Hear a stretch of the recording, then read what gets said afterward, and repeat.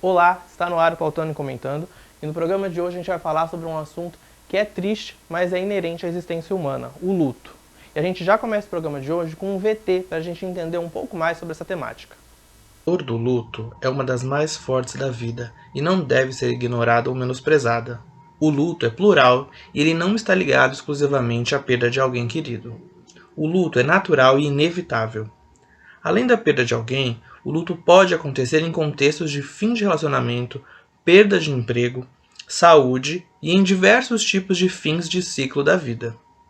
O luto não é só sobre tristeza, mas também negação e raiva. O prazo é indeterminado, seja da duração ou de intensidade. Algumas pessoas conseguem enfrentar o luto sozinhas, mas não é fácil. Sempre é recomendado buscar ajuda de familiares e amigos, ou até mesmo ajuda especializada com um psicólogo. E eu perguntei ao psicólogo Marlindo Santos quando a gente deve procurar ajuda para lidar com o luto. E ele também falou como que funciona o tratamento. Se é um território inexplorado e se nós não estamos conseguindo sustentar, né, a exploração desse território, dessas emoções emergentes, a gente precisa procurar alguém que nos auxilie, alguém que nos direcione para que a gente tenha um entendimento e consiga construir um significado para aquela experiência de enlutamento. Né? O luto em si é uma experiência humana, surgirão reações naturais, né? E aí a gente pode cair na lógica de naturalizar todos os sentimentos envolvidos no processo. Jamais, né, cair na perspectiva de que porque eu passei por um processo de luto, automaticamente estou com depressão, preciso tomar medicação. Não seguir por esse caminho do que é óbvio e objetivo. Quando a gente lida com seres humanos, com emoções humanas, a gente está falando de complexidade. E as emoções humanas é o que há de mais complexo no ser humano em si. Então esse é o momento de buscar ajuda. Quando a gente começa a perceber que sozinho não estamos mais sustentando lidar com essas emoções, com esse território até então inexplorado por nós. Existem algumas direções de tratamento. Primeiro, seria identificar se é um luto normal ou se ele vem desencadeado de uma depressão, de um episódio depressivo maior. No DSM-5, DSM-5 é o Manual de Transtornos Psiquiátricos, né? A nossa linguagem para que a gente possa se comunicar com outros profissionais. E eles colocam o luto, né? E esse pessimismo, esses pensamentos de tristeza, muitas vezes disfuncionais, que vêm desencadeados da experiência do luto, né, diferentes de um episódio depressivo maior, porque ele está sempre associado a algo que a gente perdeu. E a depressão não necessariamente. A depressão é uma condição debilitante, é algo que nos paralisa, é algo que persiste em ruminações de culpa, de pessimismo, de inadequação aos ambientes, né, uma falta de perspectiva de futuro, uma falta de sensação de prazer diante das atividades cotidianas. Então a depressão está associada a um conjunto de outros fatores. E o luto, esse sentimento de tristeza que advém do luto, né, está muito associado com perdas, né? E volta a reafirmar, essas perdas elas podem ser simbólicas, afetivas ou materiais. Se para o adulto já é difícil lidar com o luto, imagina as crianças. O psicólogo explicou sobre isso. O primeiro protocolo, né, para que a gente possa lidar e entender como é que a criança vai reagir a essa perda, é percebendo como anda o desenvolvimento dela, né, percebendo se ela está apta a receber essa notícia de uma forma honesta, né? Jamais mentir para a criança, jamais evitar que a criança passe por essa experiência, muito pelo contrário. A experiência ela tem que ser vivida, ela tem que ser simbolizada, né? Esse processo de elaboração do luto ele tem que ser iniciado, né? Negar o luto torna essa experiência mais aversiva, mais patológica. Então, quando a gente lida com crianças, a gente vai perceber como é que vai se dar o entendimento dela da situação. Né? Se ela está numa idade em que ela vai apenas perceber a ausência, se ela está em uma idade, uma faixa do desenvolvimento, que ela vai começar a fantasiar, a elaborar histórias sobre aquele fato, ou se ela está em uma fase do desenvolvimento que ela vai compreender, né, a realidade aversiva da morte, a concretude da morte, e poder integrar a sua história, né, integrar esse processo de luto à sua história. A música ocupa parte das nossas vidas, fazendo trilha sonora de momentos felizes e tristes. O cantor James Taylor falou sobre o luto na música Fire and Rain. Veja só. Fire and Rain, James Taylor. I've seen fire and I've seen rain. I've seen sunny days that I thought would never end. Na série Storytellers, da VH1, Taylor disse que a música era sobre vários incidentes durante o início de sua carreira musical. Na música ele diz: Suzanne, os planos que eles fizeram acabaram com você. Refere-se a Suzanne Scanner, uma amiga de infância dele, que morreu por suicídio enquanto ele estava em Londres, na Inglaterra, gravando seu primeiro álbum. Neste mesmo relato, Taylor disse que estava em profunda depressão, após o fracasso da sua nova banda, a Flying Machine. E na música ele diz: Sweet Dreams and Flying Machines and Pieces on the Ground. A referência é ao nome da banda, em vez de um acidente de avião fatal, como há muito se espalhava. Taylor completou a composição da música enquanto estava na reabilitação. Nós vamos fazer um breve intervalo e o Potônio Comentando volta já.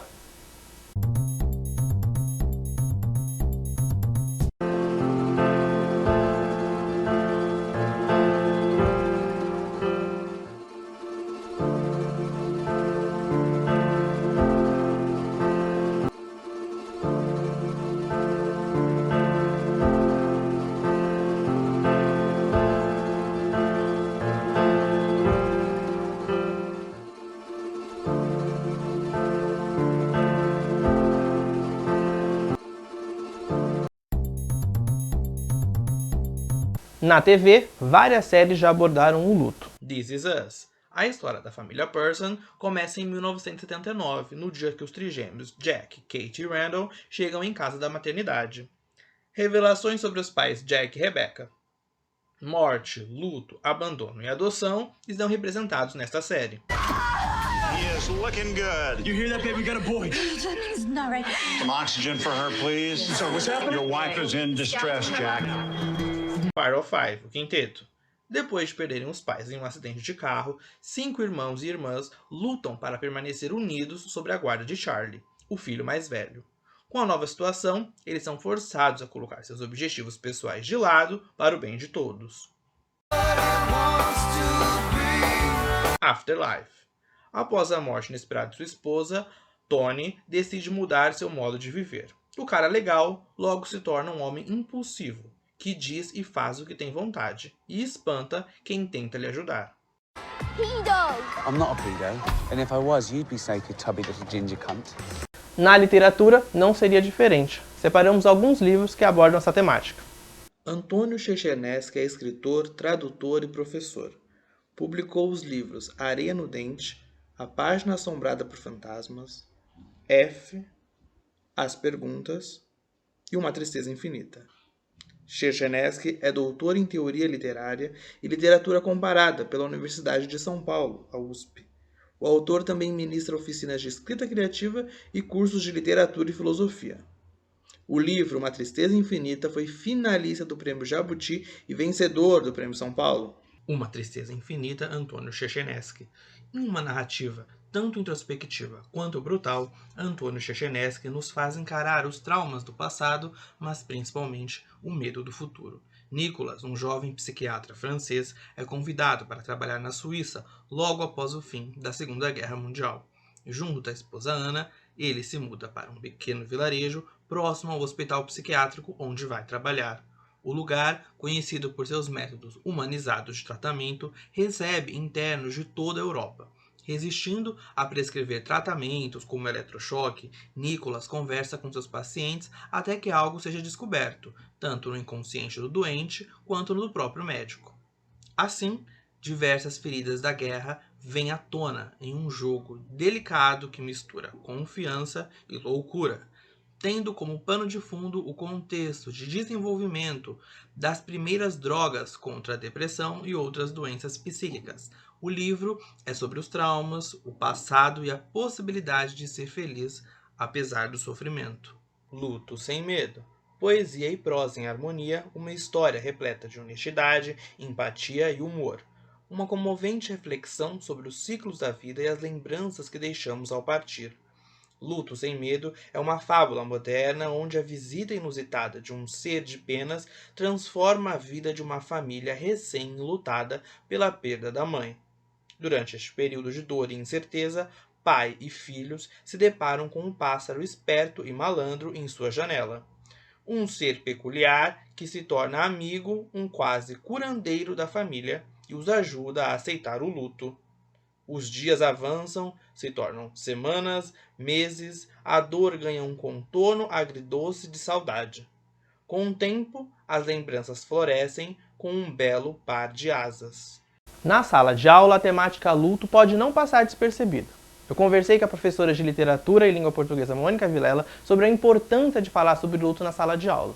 Falar sobre luto na sala de aula é muito importante, considerando que a escola é um território de pertencimento, e para que, de fato, ela seja esse espaço, é preciso que os alunos tenham direito a falar o que pensam, que se sintam à vontade para isso, que se sintam pertencentes àquele lugar, que possam compartilhar emoções e sentimentos. E para que isso aconteça, para que haja essa possibilidade, os saberes trabalhados, a educação, ela não deve visar apenas o currículo, mas ir além, trabalhar questões emocionais, afetivas, sociais, de um modo geral. Considerando que o luto é um tema muito complexo, delicado e dolorido, ele deve ser trabalhado desde cedo, entre os alunos, entre os estudantes, e a escola tem esse papel de proporcionar um desenvolvimento intelectual, mas também emocional, porque a morte faz parte da vida e com ela vem o luto, e todos nós enfrentamos tudo isso em algum momento da vida. É complicado falar sobre isso em qualquer espaço. É um tema, não sei dizer se tabu, mas é um tema delicado. E a escola pode, por meio da literatura, por meio da arte, de modo geral, da música, propiciar condições para que os alunos entrem em contato com essa temática e possam se desenvolver a partir de então e a partir também de suas próprias experiências. E eu perguntei para ela também como foi a experiência de abordar o luto. Eu já tive algumas experiências em abordar essa temática do luto na sala de aula, e em todas as vezes foi algo forte, especialmente porque surgiu dos alunos e não exatamente de mim, mas a partir de diálogos que foram desenvolvidos, seja por meio da leitura de um texto ou de alguma outra atividade proposta na sala de aula. Eu leciono para ensino médio, de uma escola pública estadual em São Paulo, e para Educação de Jovens e Adultos, a EJA, em uma escola municipal de Guarulhos. E este ano eu vivenciei 3 experiências que eu vou comentar sobre, que tem relação com esse tema, que toca nessa temática do luto. A primeira foi na EJA, no início do ano. Nós lemos o texto da Clarice Lispector, o conto A Repartição dos Pães, e ao final nós dialogamos refletimos sobre o texto, e eu propus que os alunos escrevessem um texto no qual eles falariam sobre alguma situação de compartilhamento de alimento que os marcou. Alguma mesa de alimento, ou não necessariamente uma mesa, mas algum alimento que eles compartilharam com algum amigo, seja no trabalho, na família, enfim, que foi marcante. E dentre muitos relatos interessantes, uma aluna escreveu que o compartilhar de alimento mais importante para ela, que a marcou, foi um café da manhã que ela teve com o filho, com biscoito maisena e café, porque o filho trabalhava em uma empresa à noite. Ele chegou de manhã neste dia e fez algo que ele não costumava fazer, que foi acordá-la para que tomasse café com ela. E ela levantou, ele estava feliz, ele tinha levado a bolacha, inclusive do mercado onde ele trabalhava, e eles comeram, e ela disse que essa foi a última refeição que eles fizeram juntos, porque dias depois, infelizmente, o filho sofreu um acidente e se foi. E foi emocionante ouvir esse relato dela na sala de aula, e tocou muitas pessoas, inclusive a mim mesma, na sala de aula, porque todos nós carregamos muitos lutos ao longo da vida. Bem, a segunda ocasião, também este ano, foi no ensino médio. Eu propus uma atividade na qual os alunos tinham liberdade de falar algumas coisas sobre eles, que eles se sentissem à vontade, e deixei em aberto uma questão, tinha a ver com gostos, pontos de vista sobre algumas questões da sociedade, e uma das perguntas eu deixei aberta para que os alunos falassem algo que eles gostariam que os colegas da sala soubessem. E uma aluna mostrou, inclusive ela quis mostrar que ela carrega com ela um tipo de estojo no qual tem uma medalha que o pai ganhou como alguma espécie de honra da empresa onde ele trabalhava. E ela perdeu o pai há pouco tempo, e aquilo ficou muito evidente, o quanto estar com o objeto do pai e levar na mochila é significativo para ela, e o quanto a ausência e também, de alguma forma, a presença do pai ali é forte, e os alunos se emocionaram, houve um momento de bastante empatia, e também outros compartilharam algumas questões pessoais de perdas de família, de pai, de mãe, enfim. Depois, na EJA também, em uma atividade de oficina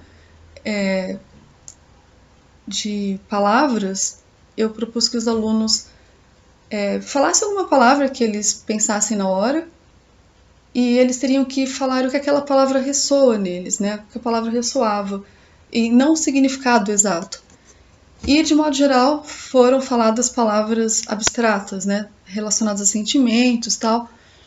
E uma aluna, quando chegou a vez dela falar sobre as palavras saudade e felicidade, ela se emocionou muito, porque ela disse que quando ela pensa nessas palavras, ela só consegue pensar num filho que ela perdeu, um filho jovem, por um acidente há pouco tempo, e ela se emocionou, chorou, e a sala a acolheu, né? Nós a acolhemos, e todas essas situações me marcaram muito, porque eu também carrego muitos lutos na vida.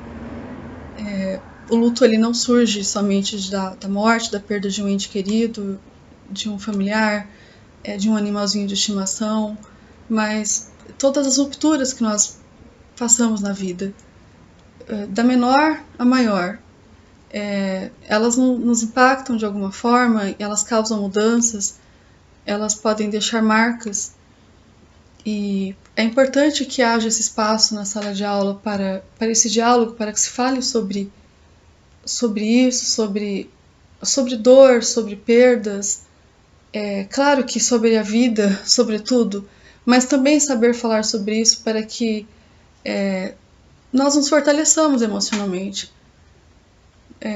Eu penso que a escola é um espaço onde nós estudamos para nos tornarmos mais humanos. Então, a educação está muito além do currículo, como eu já havia falado. Ela tem que trabalhar todas as questões humanas. É complicado porque, de modo geral, a escola sempre tem um currículo, toda escola tem um currículo, mas é muito importante que se abra espaço para isso. E tem muitos professores que fazem trabalhos maravilhosos, e espero que haja cada vez mais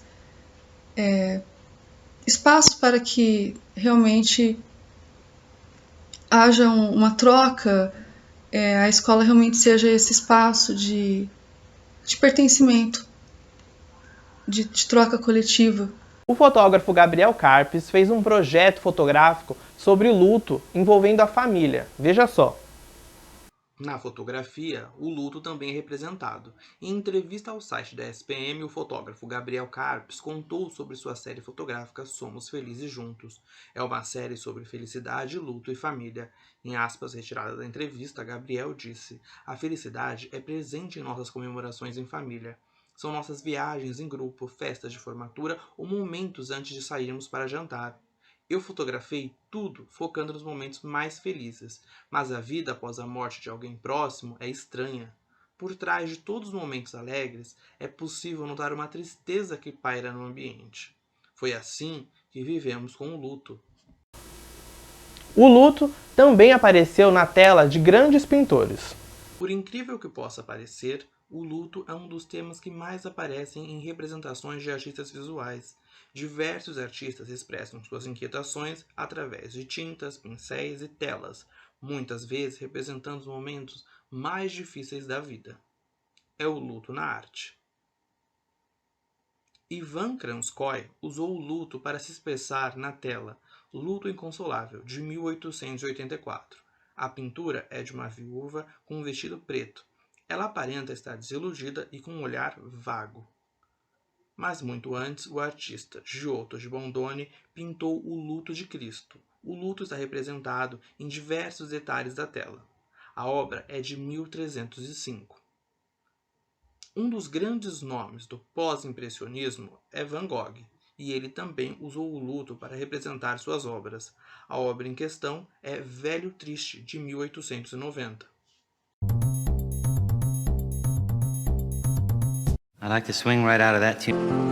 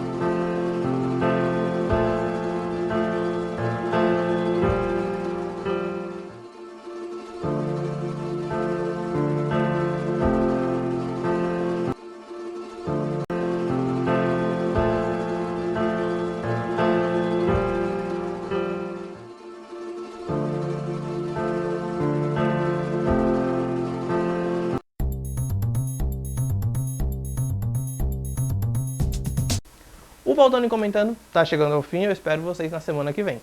Tchau!